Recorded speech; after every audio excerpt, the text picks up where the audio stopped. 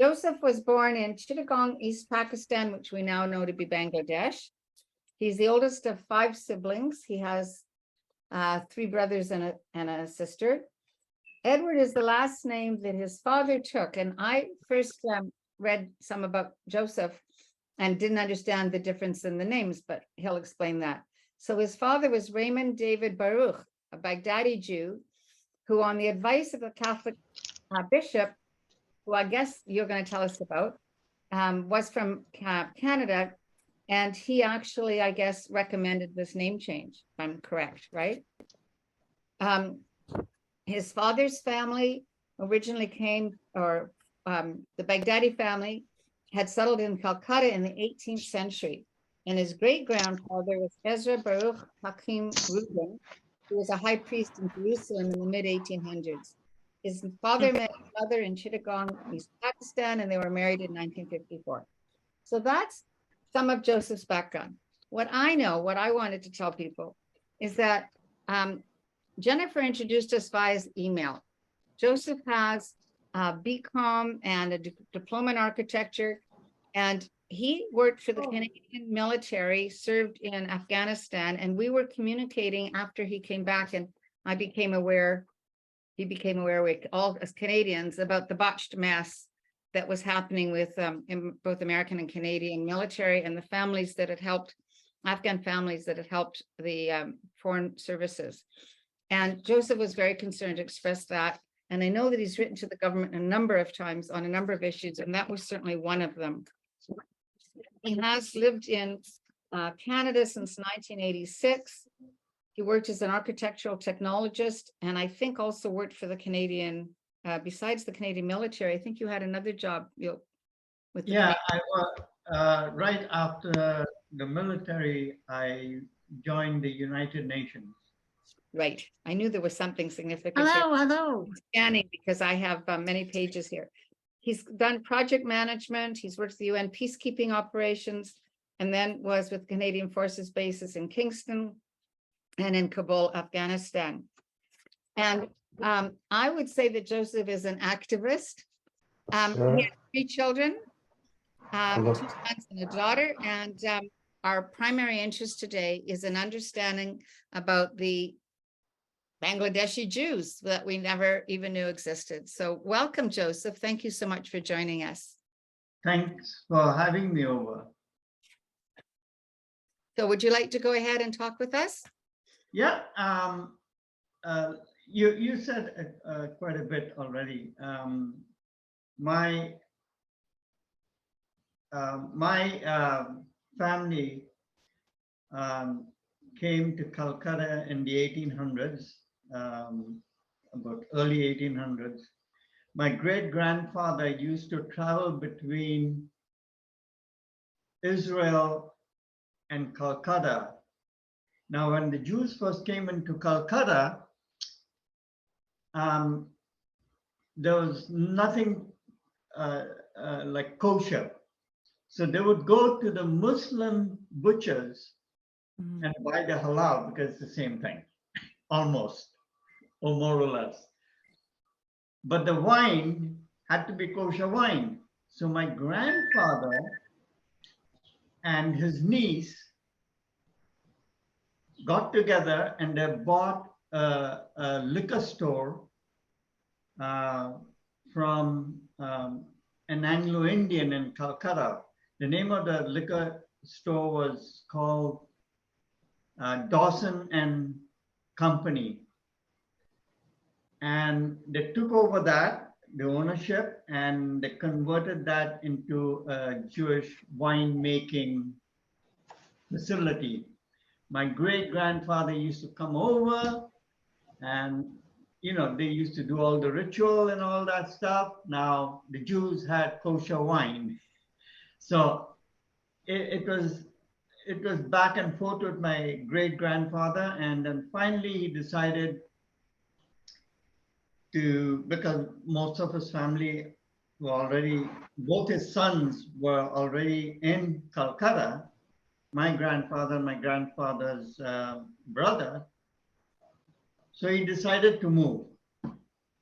So he moved to Calcutta, and they passed away in Calcutta. The graves are there. And a couple of years ago, my second son had a kind of a co-op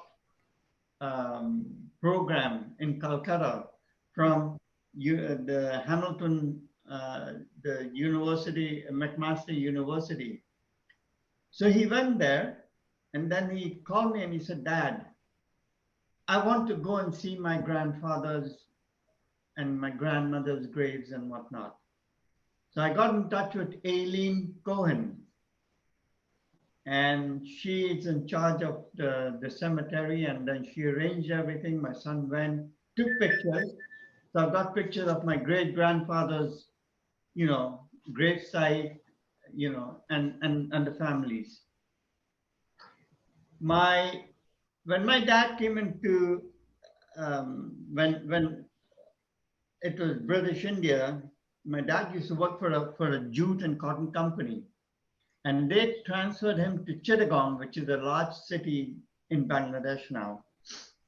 He was there as a manager. So in the meantime, the British divided India into Pakistan and India. My dad decided, what the heck, I might as well just stay in East Pakistan. So he opted, his older brother Ezra stayed back there too. Uncle Ezra started his own business there, which was quite profitable. And my dad met my mom. Now, my mom comes from a very influential Portuguese family. They were actually settlers. Actually, they started off as traders. My grandmother's, my mom's ancestors, when they came into India somewhere in the 15th century or something like that, they used to travel from a little town in Portugal called Lusitania. It's an old name. They had about 20 sailboats, and they used to sail from Lusitania, Portugal, and trade, do all the trading. So they went to Goa, they came to Calcutta, and so on and so forth. And they would go to Southeast Asia. And finally, my grandmother's, her forefathers decided, hey, life in India is so good. Unlike Portugal, you have servants, you have a chauffeur, you have everything here. So they packed everything and they came and settled there in India. And then, of course, when India got divided, my mother's family ended up in Chittagong, and my dad met my mom there. Now, my mom's father was very well known to the bishop of the Catholic bishop of Chittagong. He was a French Canadian. And in those days, the priests and all Catholic priests were all foreign. So in Chittagong, they had French Canadians. And he became very interested in my dad. My dad and him became best of friends. So in the evening, my dad would go over to the bishop's house and they would have long chats. The bishop found out about my dad's background, and my dad used to talk about, Judaism, and they discussed about the Old Testament and all. And then he asked my dad, he says, do you have any problem? Because now it's a whole Muslim country. He said, no, not yet. He said, but you might face a problem.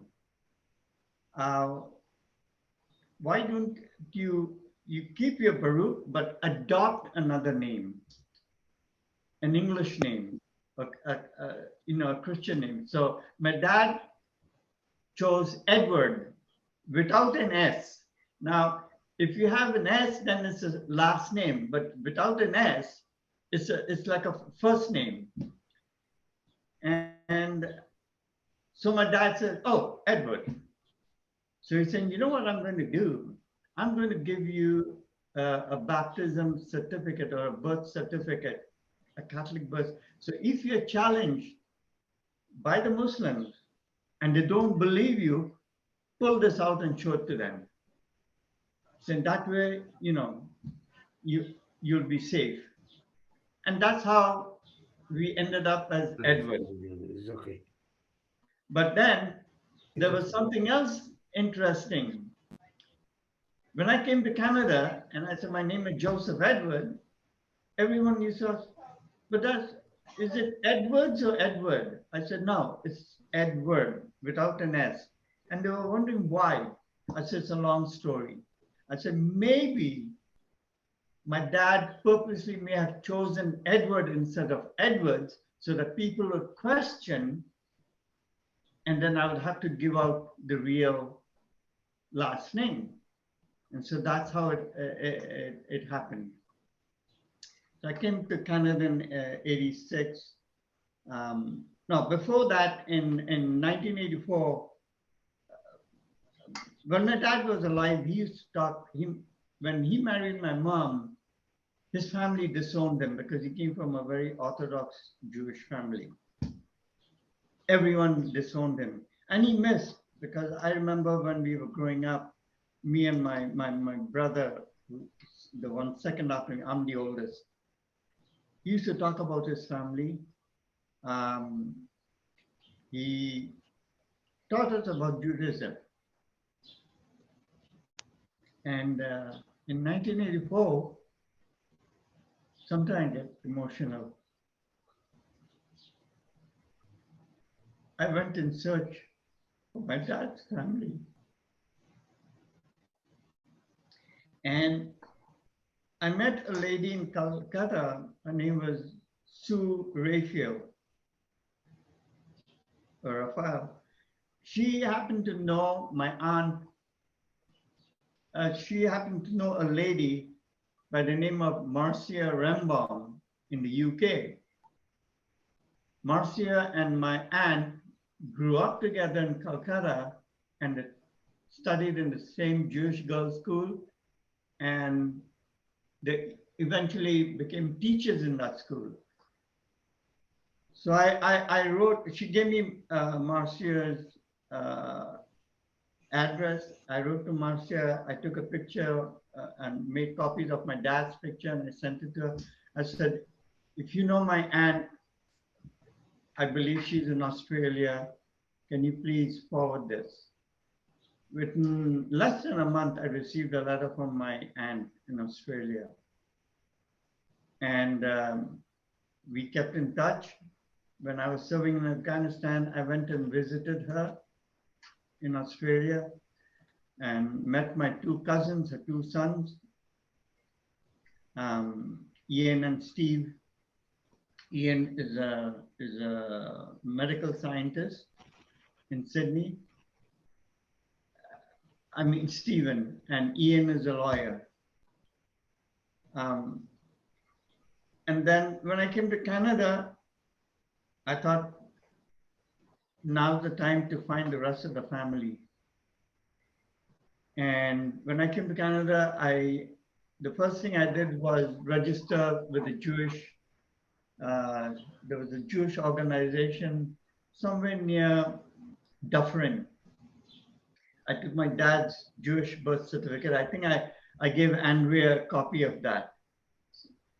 And then they assigned David Saul.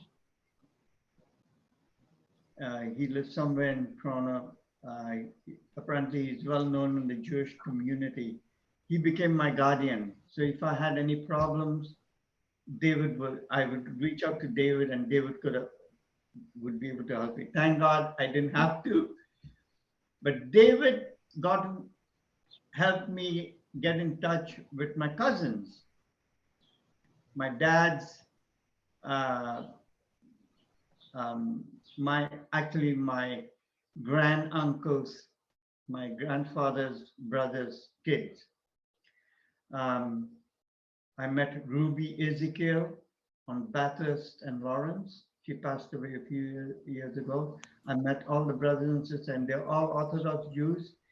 And I went, and then the one thing that actually hit me hard was when I was leaving. Um, Ruby told me, Joe, doesn't matter what you are and what I am, but in your veins and in my veins, the same blood flows. We are from the same Baruch family, and that meant a lot to me. And since then, I've kept in touch with all my family members. Was your mother Catholic? Yes, she was. Was she practicing Catholic? More or less, more or less. But because in East Pakistan, um, there were no Jewish prayer house or synagogues, and being a Muslim country of about over 90% Muslims, um, my mom told my dad, teach them everything they need to know about Judaism. Mm. And, you know, and that's stuck with me. So much so, even my kids now, my two kids, when they introduce themselves to their friends and they talk about the background, they say, no, we have Jewish background. That's how I And I know was, about your family. Because of the name Baruch, your family, I think, is quite well known in Southeast Asia. Am I correct? yes, yes, they are. They are. In fact, I'm sure you must have heard of Dr. Salva Weil. She's a professor of anthropology in Jerusalem in the university there. She actually interviewed me, and she's on my Facebook, and she keeps in touch. She knows everything. Rabbi Ezekiel Nissim Musle, who is the author of the world acclaimed, I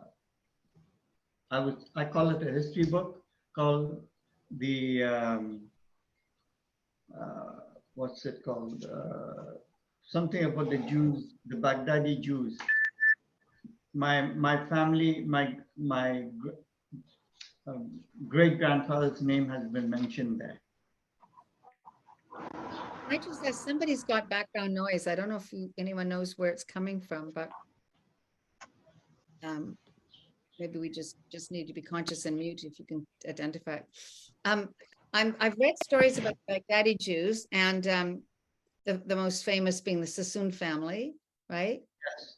And there were, I think, 4 or 5 families of some repute. Their name is your family's settlement or lifetime in Baghdad. Did it overlap with that time?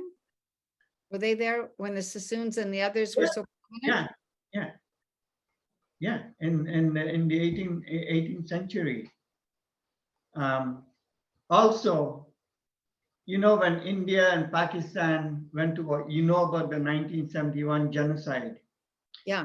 You know about General Jack Farge Raphael Jacob, the general in the Indian army, who actually defeated the Pakistan army in Bangladesh and brought about the creation of Bangladesh.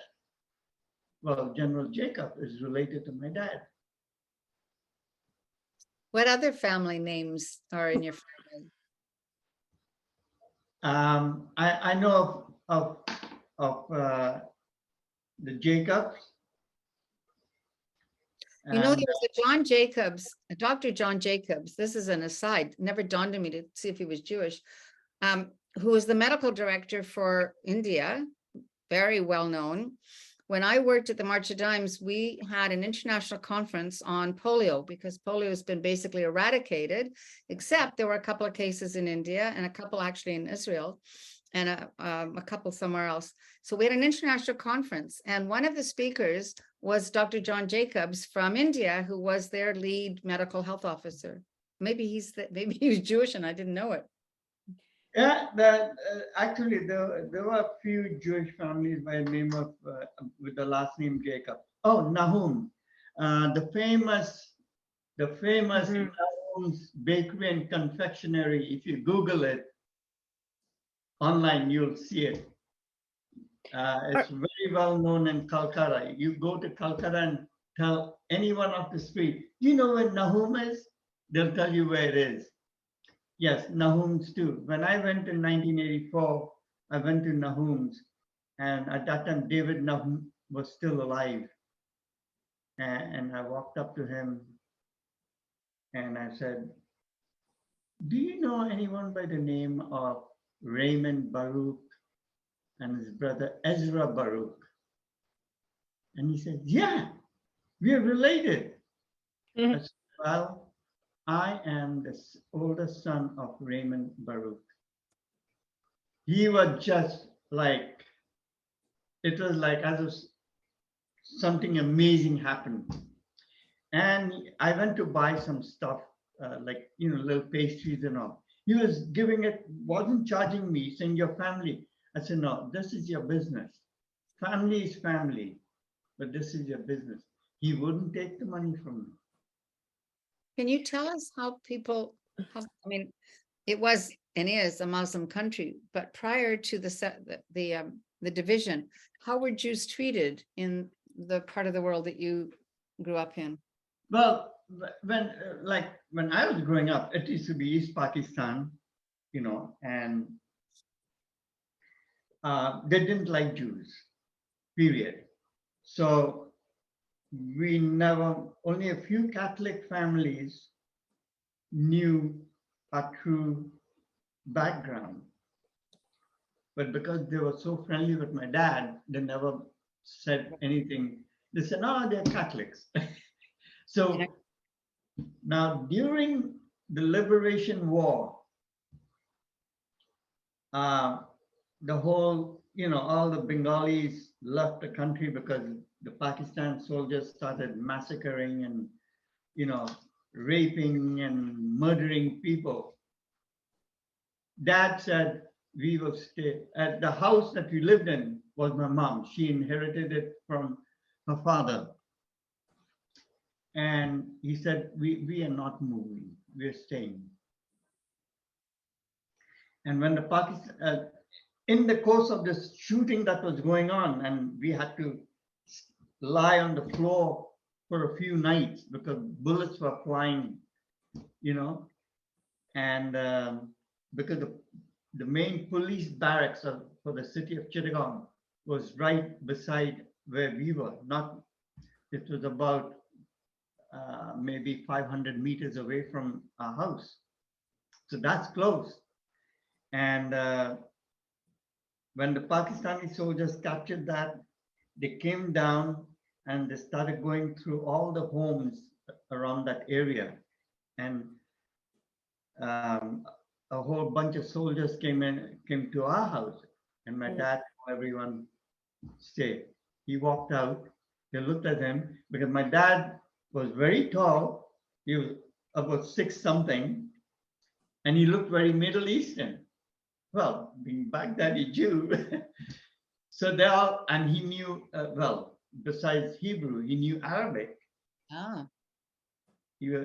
And he knew Urdu, which is the language of Pakistan. So when he walked out, the soldiers and the captain saw my dad, and I was there with my dad. Because I was always with my dad. Looked at him and spoke to him in Urdu, and my dad replied in Urdu. And then he told my dad, you guys are all safe? He said, yeah, we don't have any problem. He said, if you have any problem, my name is Captain, I forget his name. He said, just come up to the police barracks and ask for me and I'll help you out. Now, he thought my dad was an Arab. Good thing, right? So Joseph, at that time that was East Pakistan, soon to become Bangladesh. Yes. And were there other Jews living there then? Well, my dad and his brother, and there was another 2 families. They were actually from Burma. Also Iraqi Jews, but from Burma. And during the partition, they moved from Burma because don't forget, Burma used to be a British part of the British colony as well. So they moved and they came and settled in Mhm. Chitwan, the Daniel family, Enoch Daniel and Zeb Daniel. Zeb finally moved to Dhaka. I know all the kids, we all grew up together and we always stayed together. We kept, you know, we knew each other's background, Yeah. we kept it to ourselves. And are there any Jews left in One. Bangladesh now? There are, but like I'm in touch with one and he knows a few others, but they don't want to disclose their identity or their whereabouts because of, you know, Pakistan would be very unhappy. actually in Bangladesh right now, Mhm. the Islamists are creating a lot of problems. So you Mhm. don't want to expose yourself. My brother, on the other hand, is there, my second brother. He is, he actually lives about 6 months in Bangladesh and 6 months in Germany. His wife is German. He's the director for the Asian division of a German fashion and garment uh, buying company in Dhaka. But he's a very hot-headed guy. And the advantage he has, he knows the Prime Minister of Bangladesh. She's good friends with him. She invites him over in the evenings for tea and biscuit, like the old British, system. Does she know he's Jewish? Yes, she does. Because you got to remember that Sheikh Hasina's father was Sheikh Mujibur Rahman, who was the father of Bangladesh, who was assassinated. He's the one who got the Bangladeshis to rise up against the Pakistanis. Mhm. And it was General Jacob, my dad's cousin, who actually defeated the Pakistani general, General Niazi. Now, few years ago, when General Jacob was still alive, he passed away. During one of the 1 year for the liberation or independence celebration, she invited Jacob to attend, and she gave him one of the highest honors award in Bangladesh So, in for 1971, when the Bangladeshis rose up, I was in Burma in Rangoon. I had a ticket to fly to Dhaka. That night, there was an uprising, and the airport was closed for several days, and planes didn't even fly over. I was held 7 days extra in Rangoon until there was a plane, because there were very few planes coming into Burma. It was a poor country under a military dictatorship. Everything there was broken, essentially. And a plane finally came and flew us to Calcutta a week later. So we sat out the uprising or the revolution or whatever. And by the time we got to India, there was a new country called Bangladesh. Yeah, and I was at that time I was 15 years old, 1971. Yes, right. So when I was 20 or 21. So So yeah, others, please go ahead, and if you have questions, please feel Yeah. free to ask. my brother Anthony, he still openly wears the Magen David out there, and he's one of 5 in Bangladesh, one of the 5 people in Bangladesh licensed to carry a weapon. Really? So he carries a sidearm in a holster. And that was approved by Sheikh Hasina, Hmm. the Prime Minister. We were surprised, most of us thought there were no Jews in Pakistan, but we recently had a discussion at a meeting earlier with another local person. Judith Cohn's daughter just married a Pakistani guy, and she went to Pakistan with her daughter and her new husband to meet their family, who are Muslim. But while they were there, they met some Jews who live in Pakistan. There is a tiny community still functioning. Yeah, there is I know there is a tiny community, but they still keep quite a Under low the radar. That's true. That's because, true. as Why you do know, they stay there? Probably economic reasons partly, huh? They have a- well, yeah, traveling, getting out of a country like Pakistan, it's not very easy. It's costly. It depends, whether they have the financial means to get out. You got to understand that too, because remember, economically, Pakistan is not very good. What brought you to Canada? Like what prompted you to come here as opposed to, I don't know, the UK or something? I was I was engaged to I met her when she was in high school and I was in college. I knew her brothers. Actually, her mother's family, like mother and uncles and all, they all grew up in Assam, northern India, where my mother's family was there as well. So they knew the family. So, and then when they all came and settled in Chittagong, the friendship still stayed. And of course, I met her brothers when we were studying in the same school. And that's how it happened. And before she left in 1982, because most of her family were already here in Canada, we got engaged. And then she sponsored me and I came here in 86. Right. Which in a way was a good thing, because then it gave me that opportunity that I never had to set out and search for my my family. Yeah.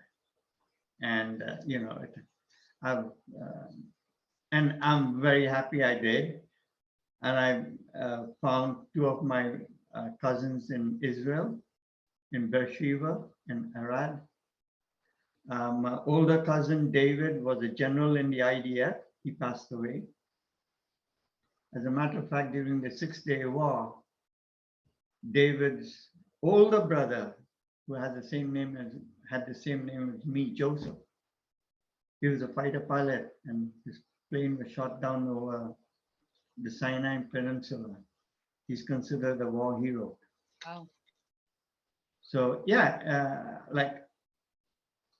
I've got a lot of those information from my cousin Ruby, because being in Canada, she had all the information. The picture of my great grandfather that I gave you, Ruby was the one. Yeah, I don't think I shared the photos. I should have. Did I send photos to the rest of you? I apologize if I didn't, because in the initial email where I got Joseph's background, he did send photos, and I apologize. I will send them tomorrow. Yeah, so Given your background and your knowledge of Judaism and your father's family's large profile, and you have Jewish practicing relatives everywhere. Have you connected with the Jewish Indian community here, or been a part of any synagogue here otherwise? there's a synagogue here in Mississauga, but it's a reform. Right. Yeah. But there is a Jewish Indian community, the B'nai Israel here. Are you familiar with them? No, I wish I could. We'll connect you. I can't believe we didn't do that already. Ann Sampson was the founding president about 40 years ago, and there's a young woman now who is the president.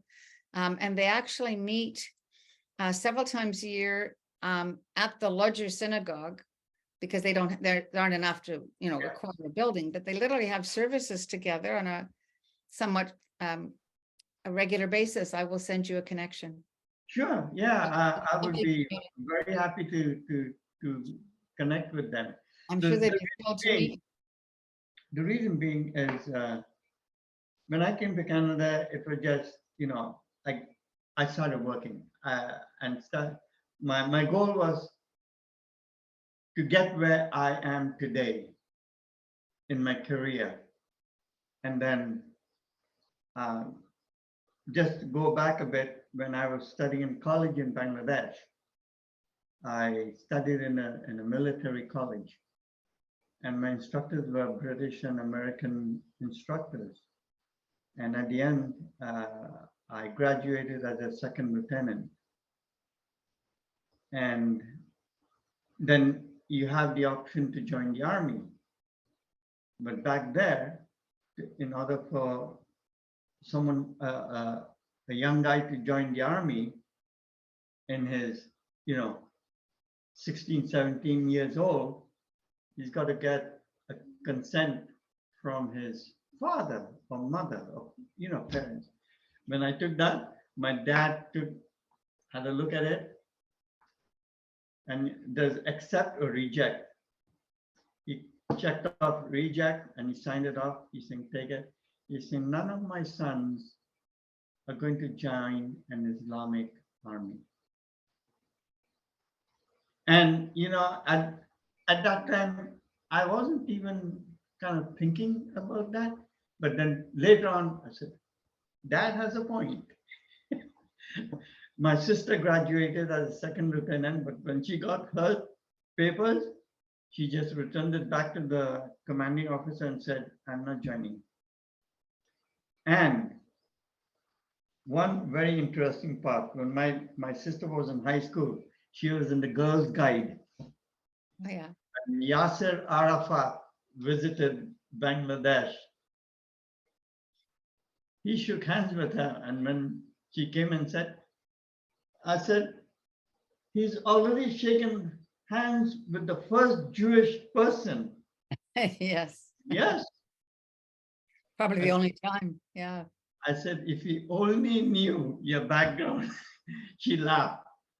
My sister, mind you, joined the airlines as an air hostess in Saudi Arabian Airlines. Way back when, and I'm talking about, in, the 80s. And she was so good, she got promoted. She became like the supervisor of all the flight attendants. Because of her good service, she even received an award from one of the Saudi prince. I said, if he only knew that he's giving an award to a girl who has Jewish background. And she kept all of this silent. Totally different. So yeah. We have a little bit more business to do, not a lot tonight, but I would like to give other people a chance. You have any questions, anybody? I do have a question. Joseph, can you talk about the Pashtuns? Pashtun. Pashtuns? Yeah, when I served in Afghanistan, yes, I learned about the Pashtun. Actually, the way I learned about them was when I was in Camp Julian, I was bringing in local Afghan contractors to help us, do odds and ends in the civil construction within the camp.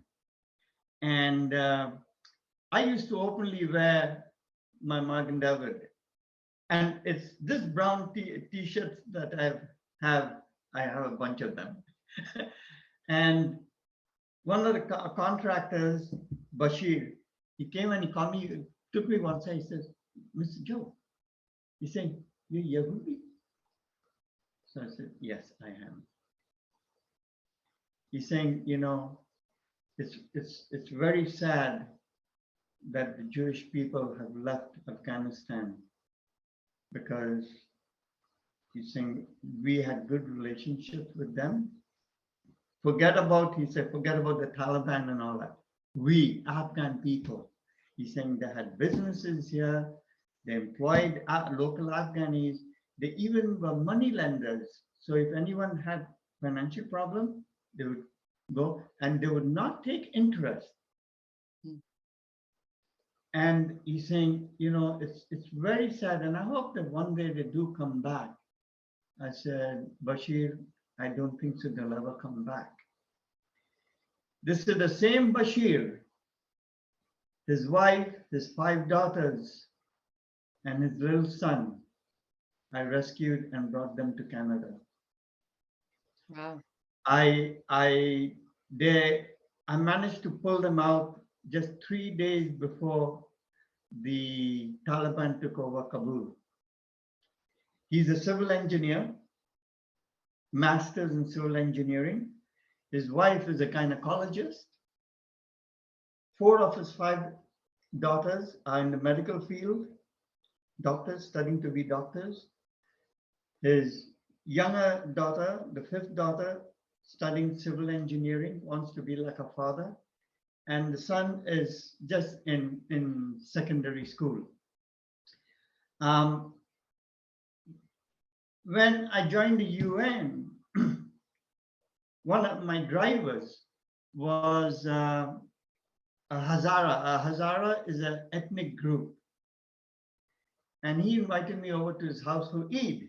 And while driving through the city,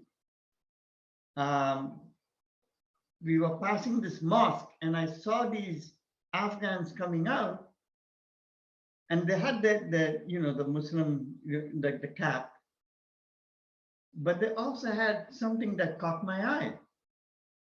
It was a shawl, and the shawl looked very, very Jewish. And I asked my driver, I said, by the way, who are they? He said, they're Pashtuns. Oh. I said, do you know what that shawl is? She said, no. I said, that shawl is actually a symbol of Judaism. He said, in all the Pashtun homes on the weekend, they have this candle stand and they burn candles. I said, do you know how many candles there are? He said, I can't remember, but he's saying there are a bunch of them. And they place it by the window. So I thought, okay.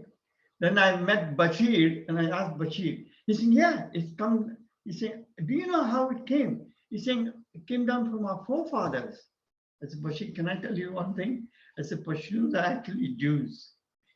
Their ancestors were Jews.